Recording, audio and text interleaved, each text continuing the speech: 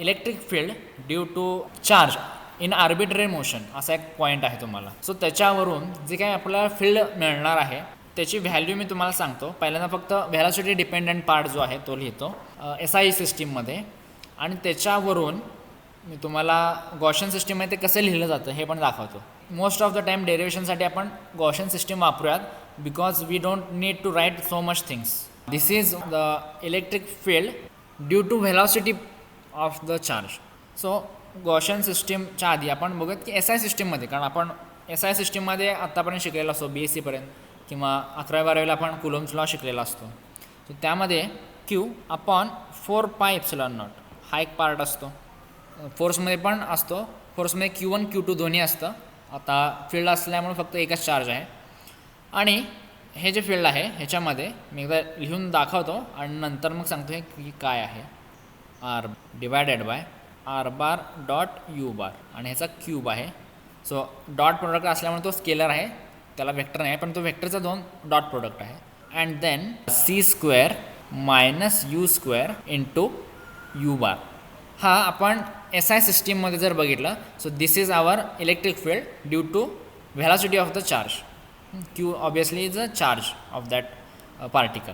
आता ह्याच्यामध्ये ऑलरेडी आपण काही सबस्टिट्यूशन वापरलेले आहेत. सो ह्याचं जे तुम्हाला R बार दिसतं आहे, so that is nothing but R bar minus beta R bar. So I will tell you what is beta. म्हणजे हे आपण सबस्टिट्यूशन थोडक्यात गॉशन सिस्टीममध्ये केलेलं आहे. आणि ह्याच्यामध्ये जो बीटा आहे, सो तुम्ही रिलेटिव्हिटी जर शिकला असाल BScमध्ये काही part, then you know beta is V/C. ह्याच्यामध्ये अजून एक सबस्टिट्यूशन आहे U बारचं. So U bar is not a velocity. Velocity आपण इथं बघितली, that is V is a velocity. So what is U? So U is nothing but CR minus V bar. तर V जी velocity आहे ती त्या पार्टिकलची velocity आहे. आणि आपण जो R बार म्हणणार आहे, so that is nothing but actual जो पोझिशन वेक्टर असणार आहे जिथं आपण रेडिएशन मेजरमेंट करणार किंवा फील्डचं मेजरमेंट करणार आहे, that point is given by capital R bar. Okay, Gaussian सिस्टीममध्ये EV इज स्मॉल e किंवा Qच्या ऐवजी पण स्मॉल e घेतलेला आहे. So that is just charge. आणि मी मग सांगितलं जसं तो कर्ली R होता त्याच्या जागी आपल्याला R bar minus beta R बार हे आपण सबस्टिट्यूट केलेलं होतं, divided by R minus beta bar into R बार ह्याचा क्यूब आहे. This is bracket completed. आणि देन 1 मायनस बीटा². सो जो C² मायनस V² होता त्याच्याऐवजी आपल्या इथं 1 मायनस बीटा² आलेला आहे. सो हे कसं आलेलं आहे हे मी तुम्हाला सांगतो, काय केलं आहे मी सबस्टिट्यूशन. सो ह्याच्यात तर हे तुम्हाला क्लिअर सबस्टिट्यूशन दिसतं आहे. ह्याच्या जागी मी काय केलं, R बार मायनस बीटा बार टाकलं. U बारच्या जागी हा V आहे ॲक्च्युली, आणि बीटा इज इक्वल टू आपला V/C आहे. सो ह्याला आपण जर C² डिवाइड केलं, सो व्हॉट विल हॅपन, इथं 1 होईल, इथं U²/V² होईल, आणि त्याच्यामध्ये एक V आहे, सो तो V²/C² होईल. सो काय फरक आहे बघा, गॉशन युनिटमध्ये जो 1/4πε0 हा जो पार्ट असतो that we take as a 1. त्यामुळे हा जो पार्ट आहे this part is equal to 1. So you will not observe this in Gaussian unit. So Gaussian युनिटमध्ये आपण काय केलं आहे, सिम्प्लिफाय करण्याचा प्रयत्न केलेला आहे सिस्टीमला. But Gaussian systems will be easier to write and to interpret की काय चाललं आहे बॅकग्राऊंडला. सो आपलं पहिलं जे डेरिवेशन आहे that is fields produced by the charge in uniform motion. So आत्ता आपण काय करतो, ॲक्सेलरेशनचा पार्टच घेत नाही, ॲक्सेलरेटेड मोशन नाही आहे. So there is a charge which is moving in a straight line with constant velocity. Velocity constant आहे, तर स्पीड पण कॉन्स्टंट आहे and its direction is also constant. So both are constant. In that case what will be the fields develop by the charge. तर आपण जो coulomb law वापरतो तो काय नाही वापरता इथं हे मी सांगतो तुम्हाला. Suppose here is one charge, positive charge आहे and this is a stationary charge. Now ह्याच्यामुळे जो काही फील्ड तयार होणार आहे that we can give by the Coulomb's law, static electric field. So charge move होत नाही आहे, so there is no change in electric field also. But when it starts moving, आता ह्याला काय आहे बघा, तर ह्याला मोशन आलेली आहे. So due to this motion charge move झाल्यामुळं काय होतं आहे, तर इलेक्ट्रिक फील्ड पण मूव्ह व्हायला पाहिजे. फील्डची कन्सेप्ट कशामुळे आली, फोर्स आपण वापरत होतो कुलोम्स लॉनुसार. फील्डच का हवं आहे आपल्याला, तर सपोज हा एक मूव्हिंग चार्ज आहे आणि दुसरा एक चार्ज आहे इथं, हा स्टॅटिक आहे किंवा सुरुवातीला दोन्ही पण चार्जेस स्टॅटिकच आहेत, एकाच जागी आहेत, स्टेशनरी आहेत. And suddenly this charge, first charge starts to move. आपण असं समजूयात की अपवर्ड जी डायरेक्शन आहे that is Z direction. So in that direction the charge started moving. समजा हे जे डिस्टन्स आहे that is small R. So according to Coulomb's law Q1 Q2 upon R square, तो जो कॉन्स्टंट आहे की 1/4πε0 that is there, but how it is changing upon R स्क्वेअरनं change होतो येतो. मग हा इथं असताना काहीतरी त्याच्यावरती फोर्स असणार आहे आणि समजा हा या पॉईंटला पोचला तर ह्या ठिकाणी बघा आर डॅश म्हणतो मी. So this is different R. So it should change the electric field or the force on the second charge. हा 1 हा 2 असं म्हणतो. सो फर्स्ट चार्जमुळं जो सेकंड चार्जवरती फोर्स आहे तो इन्स्टंटेनियसली चेंज झाला पाहिजे. Okay, so it was assumed before Einstein. So what Einstein did, त्यांनी काय सांगितलं की C is a ultimate speed, सीपेक्षा जास्त स्पीड काही असू शकत नाही. आणि त्यामुळं हा एवढा जो डिस्टन्स ट्रॅव्हल झालेला आहे हा इथं समजण्यासाठी काहीतरी टाईम लागणार आहे. It will take some time to reach this information that the charge is displaced, will take some time.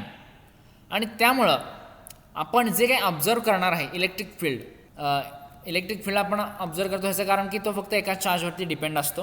This first charge will make some electric field in the vicinity, ज्या स्पेसमध्ये सभोवतीचा जो स्पेस आहे त्याच्यामध्ये तो electric field तयार करेल स्वतःचं. And that field will act force on the another charge. Same केसमध्ये सेकंड चार्ज पण काहीतरी इलेक्ट्रिक फील्ड तयार करेल, त्या फील्डमुळं त्या दुसऱ्या पहिल्या चार्जवरती काय असेल, फोर्स असेल. That is the importance of field concept. मग आत्ता आपण काय बघतोय, आत्ता आपण ह्या क्षणाला जो काही टाईम मोजतोय किंवा जे काही फील्ड मोजतोय तो आधीच्या टाईमचा आहे. लक्षात येते का बघा, म्हणजे मी आत्ता काहीतरी एफ हा फोर्स मोजला, तो समजा आपण असं अज्युम केलं की हा चार्ज इथं आहे आर डिस्टन्सवरती आणि त्यावेळेचा तो फोर्स आहे. पण ती इन्फॉर्मेशन इथपर्यंत येईपर्यंत हा चार्ज पुढं कुठेतरी मूव्ह झालेला असेल. So at this present time तो चार्ज तो इथं नाहीच आहे, that is at different place, at different location. And that's why we take a concept in electrodynamics named as retarded potential or retarded time. Even if we look at the sun, we cannot say that instant the sun is there. आपण काय बघतोय, जवळपास 8 मिनिटं लागतात लाईटला तिथून इथे यायला. So आपण 8 मिनिट पास्ट बघतोय त्याचा सनचा. So we cannot say that the sun is there at that present. So it will move in that 8 minutes to the another location. आत्ता जो आपण इलेक्ट्रिक फील्ड बघितला होता that is also retarded field. हे जे फील्ड बघितलेलं होतं that is also retarded पोटेन्शियलचं जे फील्ड आहे ते आहे, फक्त व्हेलॉसिटी डिपेंडंट पार्ट आहे. सो मी इथे एक डायग्रॅम काढतो. Suppose the charge is moving in this direction. We will say that this is z direction किंवा झेड म्हणतो आपण त्याला. ॲट सम इन्स्टंट जेव्हा हा T0 ह्या पॉईंटला आहे त्यावेळेचं आपल्याला फील्ड मेजर करायचं आहे. कुठं मेजर करणार आहे तर हे at some distance, let's call this as R0 bar because it is vector. So position vector ह्या डायरेक्शनला असणार आहे. So at this point I am measuring the electric field or magnetic field. But in some time t, let's say the particle is displaced आणि ती जी काय position असेल ती v into तो जो टाईम डिफरन्स आहे तेवढं डिस्टन्स तो ट्रॅव्हल केलेला आहे. आणि मग हा जो नवीन पोझिशन वेक्टर असणार आहे that will be, let's call it as R bar. हा जुना जो आहे तो खाली लिहितो मी. This is R0 bar and let's say this is R bar. So काय झालं आहे त्या टाईममध्ये T-T0 ह्या टाईममध्ये तो काय झाला डिस्प्लेस झालेला आहे. पण आपल्याला जे इन्फॉर्मेशन रिसीव्ह होते ती कशामुळं होते, ती R0ला आहे असं आपण कन्सिडर करतो.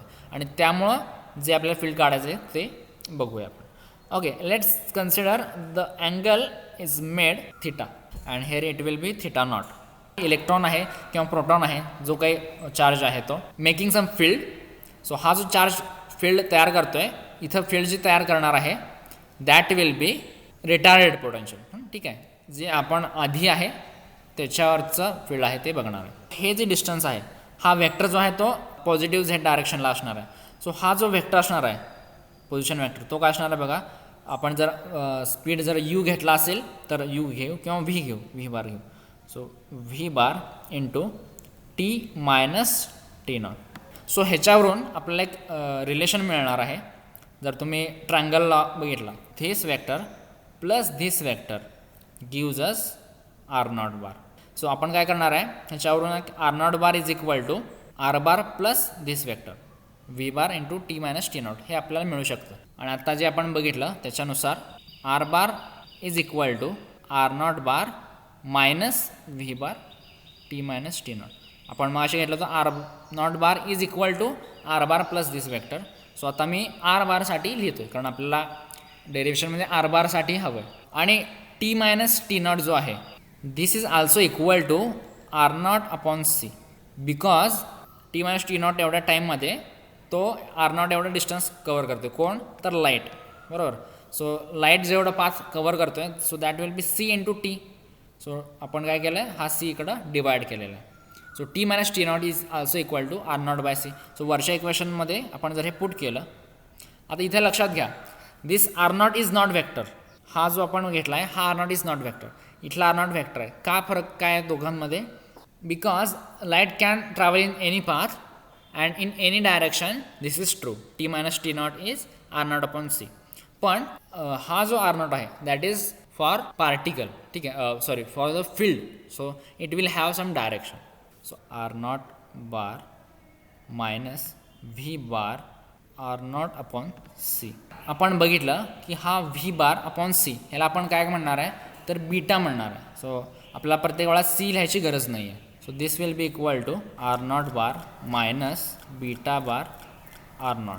सो आता ह्याच्यात बघा पहिला जो आर नॉट आहे that is vector, second R naught आहे that is scalar, that is just distance. This is just equation number 1.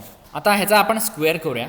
आपल्याला काय करायचं आहे तर आपल्याला हे जे इलेक्ट्रिक फील्ड आहे हे बघा, आता इथं काय आहे बघा, वरचा जो वेक्टर आहे हा r minus beta r bar आहे. आत्ता जो आला आहे तो काय आहे beta bar minus into r आहे, ठीक आहे. आणि इथं बघा आर बार मायनस बीटा हा जो खालचा स्केलर आहे ह्याची व्हॅल्यू आपल्याला फाइंड आउट करायची आहे आता डेरिव्हेशनमधून. सो ह्याचा जर स्क्वेअर केला तर इकडच्या साईडला आर होतं, r square is equal to इथं बघा r a minus b bracket square, you can use that, right. So एचा square minus 2ab plus b square. So square जे टर्म आहेत त्या पॉझिटिव्हच असणार आहेत, बट मधली टर्म जी आहे 2 इंटू ती मायनस असणार आहे. So this will be equal to R naught square minus 2, पहिला आहे आर नॉट बार आहे, ओके, डॉट. कारण बघा आता इथं दोघं व्हेक्टर आहेत सो त्यांच्यामध्ये डॉट प्रोडक्ट असला पाहिजे. का असला पाहिजे, कारण आर स्क्वेअर एल एच एसला जो आहे that is also scalar. So इकडं पण स्केलर असला पाहिजे इंटू आर नॉट.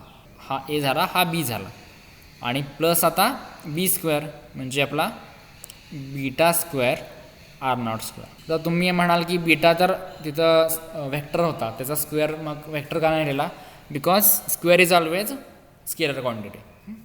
इकडं पण आर व्हेक्टर जो आहे आर व्हेक्टरचा स्क्वेअर असला तरी तो आर स्क्वेअरच आपण लिहू शकतो. आपण जो ट्रायंगल बघितलेला होता त्याचा जर एरिया आपण फाइंड आउट केला तर आपल्याला काय मिळेल बघा, हा ट्रायंगल हा व्हेक्टर आहे इंटू सपोज हा व्हेक्टर घेतला, ह्यांचा क्रॉस प्रोडक्ट असतो, व्हेक्टर एरिया असतो तो डिवायडेड बाय 2, किंवा हाच व्हेक्टर मी घेतला, हा कॉमन घेतला मी, आणि हा व्हेक्टर ह्या दोघांचा प्रोडक्ट घेतला आणि डिवाइड बाय 2 घेतला, तर that will be same because it is vector area.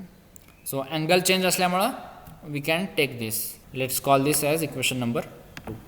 नाव आपण जे म्हटलं एरिया ऑफ ट्रायंगल त्याच्यावरून काय येईल बघा, आर बार क्रॉस यू बार किंवा व्ही बार येतो. टी मायनस टी नॉट काय दोघांकडनं कॉमन आपण कॅन्सल करू शकतो अपॉन 2, किंवा मी लिहितो आधी नंतर आपण ते कॅन्सल करूया, is equal to R naught bar into v bar cross आहे इथं t minus T naught upon 2. So area आहे, ट्रायंगल तर सेमच आहे, सो दोन्ही quantities must be same. So आपण दोन्ही साईडनं 2 कॅन्सल करू शकतो आणि t minus T naught can be cancel because that is scalar, त्याचा आपला इफेक्ट होणार नाही. सो क्रॉस प्रोडक्ट जो आहे R bar cross V bar आणि R naught bar cross V bar. आता बघा क्रॉस प्रोडक्ट आहे ह्याचा अर्थ काय तर साईन थिटा आहे. तसं जर मॅग्निट्यूड आपण घेतलं तर ते काय असणार आहे साईन थिटा असणार आहे. आणि पहिला जो व्ही आहे त्याच्यासाठी साईन काय असणार आहे आर क्रॉस व्ही, त्यासाठी थिटा असणार आहे, आणि आर नॉटसाठी थिटा नॉट असणार आहे. So there is a difference. म्हणजे त्याची जर मॅग्निट्यूड तुम्ही बघितली ती इक्वल आहे पण त्याच्यामधल्या ज्या टर्म्स आहेत त्या वेगळ्या आहेत. सो आपण ह्याचा जर स्क्वेअर घेतला किंवा मॅग्निट्यूड आधी काढू आणि मग स्क्वेअर घेऊ. मी दोन्ही साईडला काय करतो, सीने डिवाइड करतो. So if I divide both sides by c, then I can get V bar by C is beta bar. So instead of V I will use beta bar. Okay आपल्याला फक्त हे लिहायचं, मॅग्निट्यूड लिहायचे. So cross product असेल तर sine theta असतो. So this is equal to R naught beta sine theta naught. ठीक आहे, थिटा वेगवेगळ्या आहेत लक्षात ठेवा. त्यामुळं थोडक्यात आपल्याला काय मिळालं आहे, r sine theta is equal to R naught sine theta naught. Square now we will get R square. Beta मी कॅन्सल करत नाही आहे because I need it in some next steps. You will get this. Now I will put 1 minus cos square in place of sine square दोन्ही साईडला, आणि आपण ते rearrange करणार आहे आणि आपल्याला काय मिळते बघूयात. हे मी का करतो आहे तर आपल्याला जो वरती क्रॉस प्रोडक्ट होता त्याच्याऐवजी आपलं डॉट प्रोडक्ट आहे, जे ईचं इक्वेशन आहे. सो साईन म्हणजे काय, क्रॉस आहे. मग मला कॉसमध्ये जर मी केलं तर ते काय होईल, डॉट प्रोडक्टमध्ये येईल, आणि म्हणून मला हे करायचं आहे. So r square beta square 1 minus cos square theta is equal to R naught square beta square 1 minus cos square theta naught. आता आपण ह्याला रिअरेंज कसं करणार आहे बघा. आधी ब्रॅकेट तर सॉल्व करू आपण, आणि ज्या कॉसच्या टर्म असतील त्याच्यावरून आपल्याला काय मिळेल, डॉट प्रोडक्ट मिळेल. जसं आपण क्रॉस प्रोडक्टवरून साईन काढला होता तसं कॉसवरून आपल्याला डॉट प्रोडक्ट मिळेल. So what we will get, R square beta square minus R square beta square cos square theta is equal to R naught square beta square minus R naught square beta square cos square theta naught. ही जी term आहे I can write this as R bar dot beta bracket square. So this is R square minus beta square, same इकडं होणार आहे R square beta square minus R naught dot beta, हे दोघं vector आहेत आणि ह्यांचा square. Let's say this is equation number 3. तर आपण काय करणार आहे, subtracting equation number 3 from equation number 2. Equation number 2 हे काय बघा, आर स्क्वेअर आहे आणि इकडे एक टर्म आहे. हे कशाची स्क्वेअर होतं बघा, r dot minus beta bar R naught ह्याचा स्क्वेअर होता. त्याच्यातनं आपल्याला ही टर्म वजा करायची. सो जिथं मायनस आहे त्या टर्म प्लस होतील आणि ज्या प्लस आहेत त्या टर्म मायनस होतील. So r bar minus r bar beta square, sorry r square beta square, आणि जी मायनस आहे ती टर्म काय होईल, प्लस होईल. डॉट प्रोडक्ट आहे आर आणि बीटाचा, बार बीटा बारचा square. This is equal to, the equal टूच्या साईडला काय होतं बघा तिथं equation, R naught square minus 2 R naught beta bar R naught plus. So ही टर्म पॉझिटिव्हच राहील, ही जशी आहे तशीच राहील, आणि त्यातनं आपल्याला ह्यातली जी टर्म आहे ही टर्म आहे ही वजा करायची. आधीची जी टर्म आहे ती आहे तशी लिहितो, आर स्क्वेअर मायनस 2, सॉरी इथं आर नॉट असेल, 2 आर नॉट हा वेक्टर होता dot beta bar R naught. हे सगळं तुम्हाला टाईप करण्यापेक्षा मी फोटो टाकतो इथे. ओके, सो काय होतं बघा, ही टर्म आपण आत्ता लिहिलेली होती, आणि दुसरी जी टर्म आहे ती पहिल्या इक्वेशन 4मध्ये, आता इथं माझे इक्वेशन नंबर वेगळे आहेत, पण आता हा आपला 2 आहे आणि हा आपला 3 आहे. ठीक आहे, 2 मायनस 3 केलेलं आहे, इक्वेशन 2 मायनस इक्वेशन नंबर 3 आधी आपण जे केलं डेरिव्हेशन त्याच्यामध्ये. इकडं ही पहिली टर्म होती r naught square minus 2 r bar naught dot beta bar dot into r naught plus हा बीटा बार आर नॉटचा स्क्वेअर होता.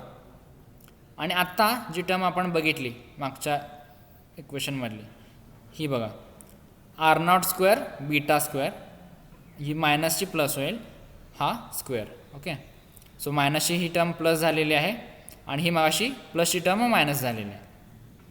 सो या दोन टर्म्स कॅन्सल होतील बघा. हां, कारण बीटा बारचा स्क्वेअर हा पण काय स्केलरच असेल, बीटा स्क्वेअर असेल, आणि आर नॉटचा स्क्वेअर पण काय असेल, स्केलरच असेल. So this is scalar, a into b, b into a, both are same, so they can get cancelled out. हा जो आर स्क्वेअर आहे इथं कॉमन येईल, इथं बघा डॉट स्क्वेअर आहे बरोबर. सो इथं काय येईल, कॉस स्क्वेअर थिटा एक आहेच मग असं जे आपण मगाशी केलं, कॉस स्क्वेअर थिटावरून डॉट काढला, त्याच्याऐवजी ते फक्त आपण इकडंच वापरू. सो इथनं आर स्क्वेअर मी कॉमन काढला, इथून एक 1 येईल, इथं मायनस बीटा स्क्वेअर येईल, आणि इथं beta square cos square theta येईल.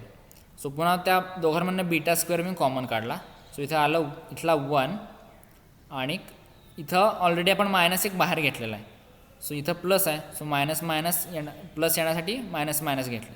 So this is cos square theta. Okay, so on this side what will happen, look at this term R naught square minus 2 R naught bar dot B bar R naught आणि इथं आहे R naught bar dot B bar naught B बारचा square. So if this is A and this is B, this term you can C as 2 a bar and b bar. ठीक आहे, किंवा हा b आहे R naught bar into b bar, this is b and r naught is scalar which is a. ठीक आहे, so both terms are present in this. So we can consider this as square of a minus b. So you will get here r square minus r bar r naught bar beta bar. ठीक आहे, हा इथे dot product dot लिहायचं राहिला. ठीक आहे, so त्याचा square आहे.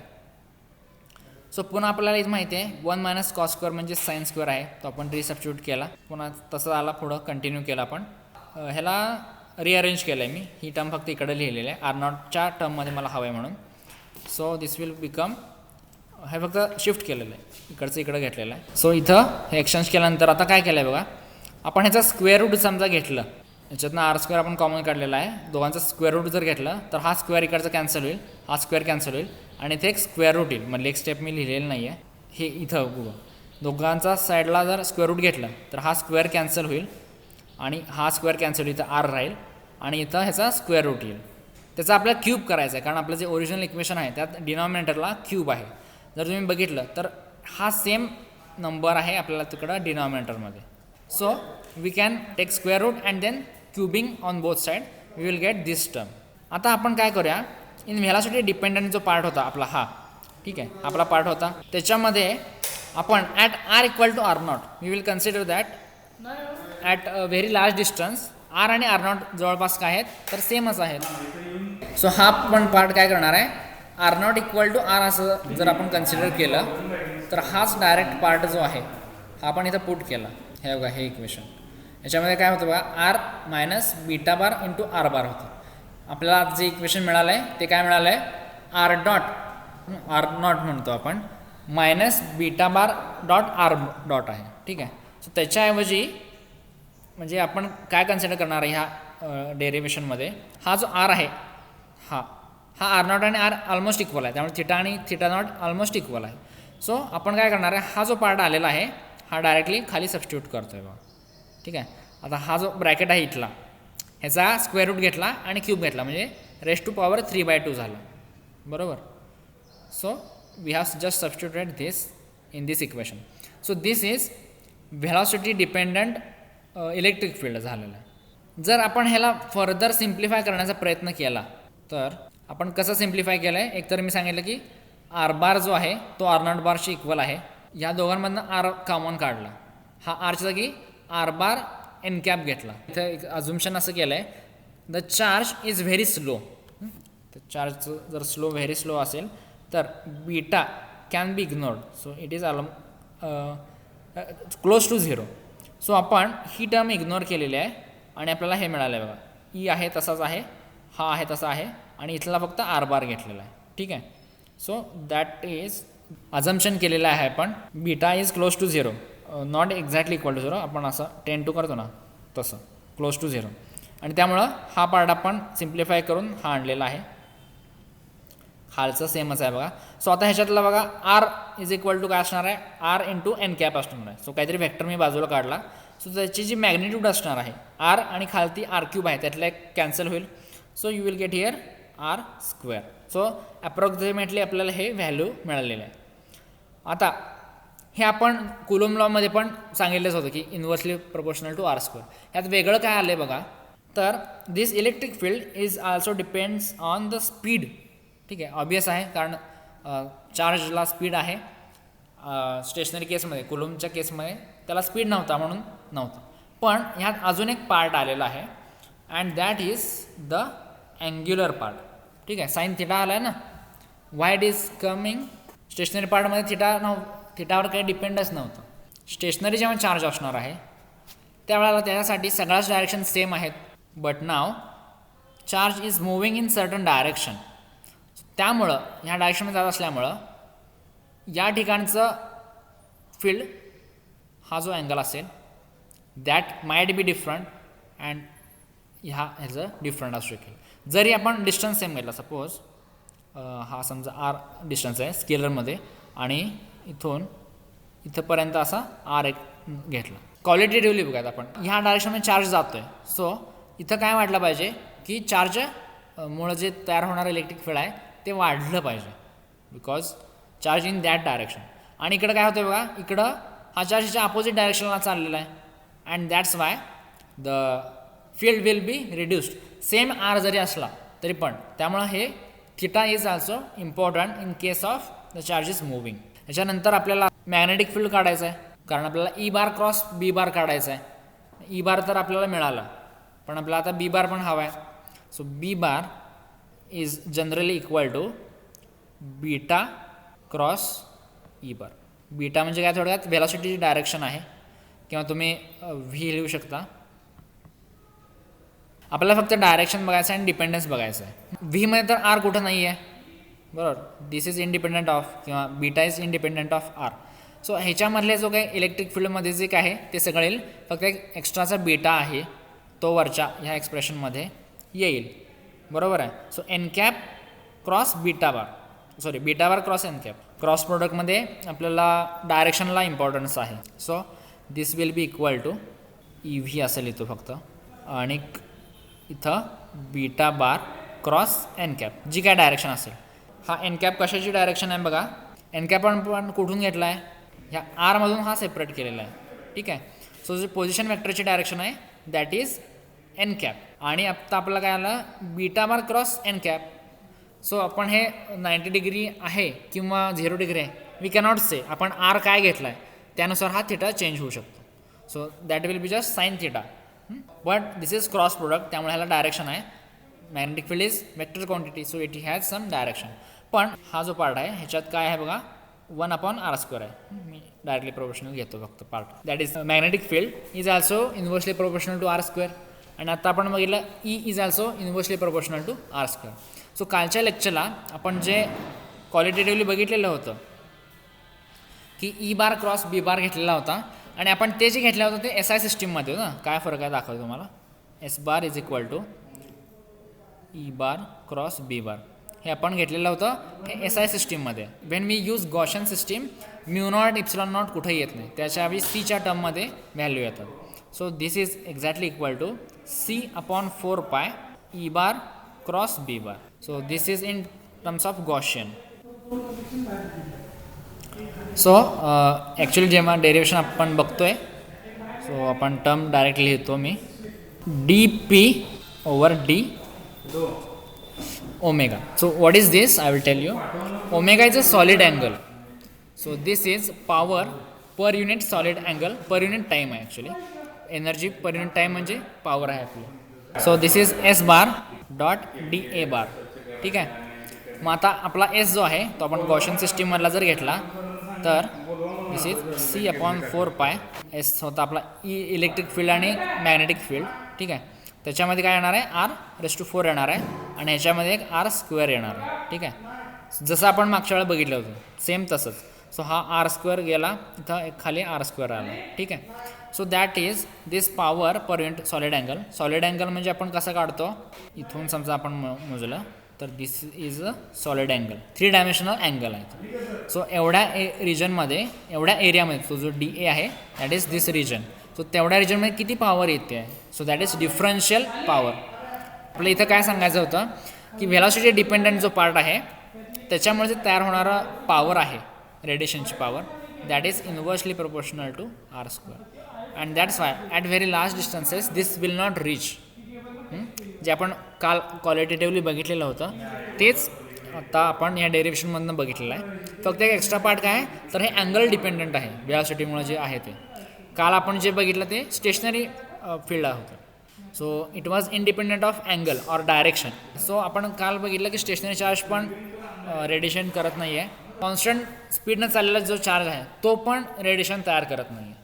मग आता आपण पुढच्या लेक्चरला बघूयात की जर ॲक्सेलरेशन असेल एखाद्या चार्जला तर तो कसं इलेक्ट्रिक फील्ड तयार करतो आहे आणि त्याच्यामुळं आपल्याला रेडिएशन मिळते का.